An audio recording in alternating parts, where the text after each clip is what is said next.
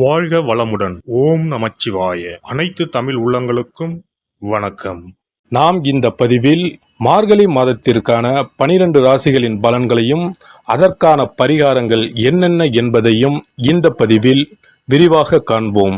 எல்லோர் வாழ்விலும் வளமும் நலமும் செல்வ செழிப்பும் பெற எல்லாம் வல்ல இறைவனை வேண்டுகிறேன். ஓம் நமசிவாய. விருச்சிக ராசி அன்பர்களுக்கு விசாகம் 4ஆம் பாதம் முதல் அனுசம் கேட்டை வரை பொருளாதாரத்தில் தேவைக்கேற்ற பணம் வந்து கொண்டே இருக்கும். உடன்பிறப்புகள் உங்கள் குணமறிந்து நடந்து கொள்வார்கள். ஒரு கடனை அடைக்க மற்றொரு கடன் வாங்கும் சூழ்நிலை கூட சிலருக்கு ஏற்படும். ஆரோக்கியத்தில் கவனம் செலுத்துவது நல்லது. இடமாற்றம், வீடு மாற்றம் அல்லாமல் உத்தியோக மாற்றமும் கூட வரும். உங்கள் ஜாதகத்திற்கு யோகம் தரும் கிரகமாக சனி பகவான் விளங்குவதால் கவலைப்பட வேண்டியதில்லை. செல்வ நிலை திருப்தி தரும். முன்னோர்கள் கட்டி வைத்த சிதிலமடைந்த கோவில்களை பழுது பார்த்து உங்கள் பெயர் நிலைக்கும் விதத்தில் செயல்படுவீர்கள். முத்தான தொழில்கள் வாய்க்கும் யோகம் உண்டு. முன்னேற்ற பாதையில் அடியெடுத்து வைப்பீர்கள். எதிரிகளின் பலம் குறையும். லாபத்தை வரவழைக்கும் விதத்தில் கையாள நண்பர்களும் மாற்று இனத்தாரும் உறுதுணையாக இருப்பார்கள். உத்தியோகத்தில் உயர் அதிகாரிகளின் மனதில் இடம் பிடிப்பீர்கள்.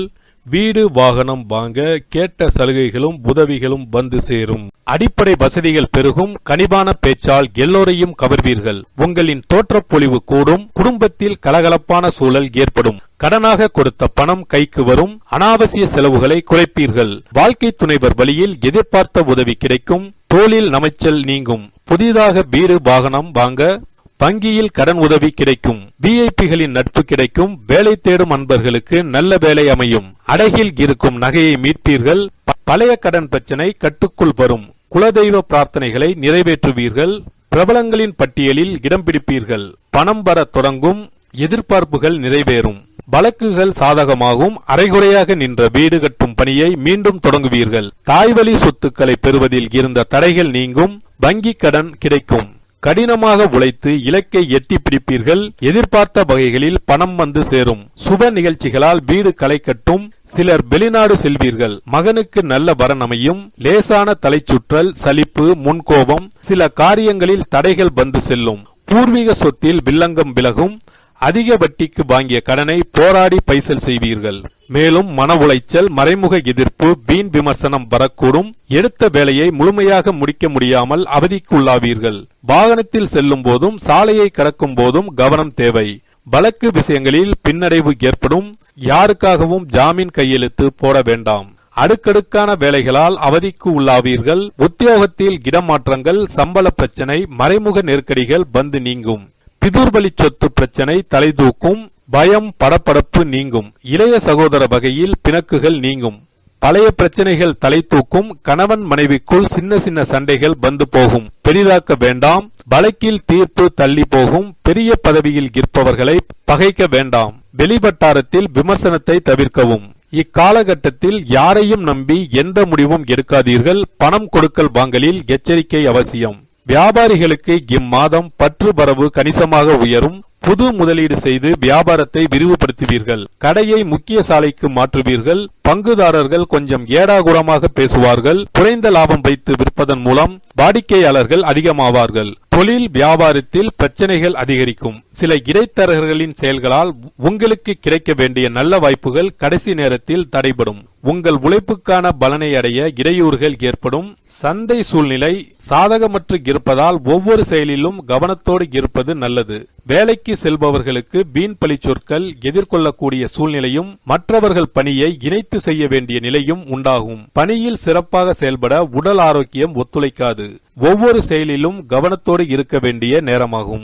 மொத்தத்தில் இந்த மாதம் அதிரடி முன்னேற்றங்களை தருவதாக அமையும். பரிகாரங்கள்: செந்தில் வேலவனை சஷ்டி தினத்தில் தரிசித்து வழிபடுங்கள். ஆலய திருப்பணிகள் மற்றும் உளவார பணிகளுக்கு இயன்ற பங்களிப்பை வழங்குங்கள். வாழ்க்கை சுபிட்சமாகும்.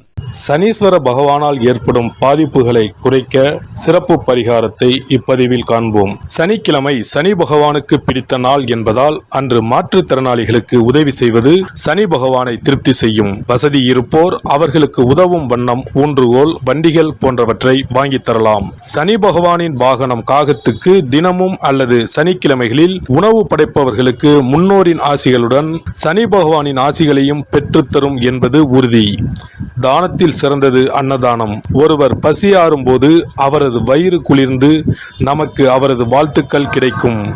தானம் செய்யும் போது சனி பகவானின் மனமும் குளிர்ந்து நல்ல பலன்களை தருவார். சனி பகவானுக்கு கருப்பு நிறம் மிகவும் பிடிக்கும் என்பதால் எள்ளு பொடி அல்லது எள்ளு கலந்த சாதத்தை வைத்து வழிபடலாம். சனி பகவான் சில நேரங்களில் அவமானமான கஷ்டங்களை நமக்கு ஏற்படுத்துவார். அதை தடுக்க கருப்பு கலந்த வஸ்திர தானத்தை ஏழை எளியோருக்கு சனீஸ்வரர் குடிக்கொண்டுள்ள தலங்களில் செய்யலாம். காரணம், ஒருவருக்கு வஸ்திரம் தருவது என்பது அவருடைய மானத்தை காக்கும் செயல் என்பதால் இந்த வஸ்திர தானத்தால் சனி பகவானின் கருணை பார்வை நம்மீது விழும் என்பது ஐதீகம். இந்த வீடியோ உங்களுக்கு பிடிச்சிருந்தா லைக் பண்ணுங்க, ஷேர் பண்ணுங்க அண்ட் சப்ஸ்கிரைப் பண்ணுங்க. பக்கத்துல இருக்க பெல் ஐகானை கிளிக் பண்ணுங்க. நன்றி, வணக்கம், வாழ்க வளமுடன்.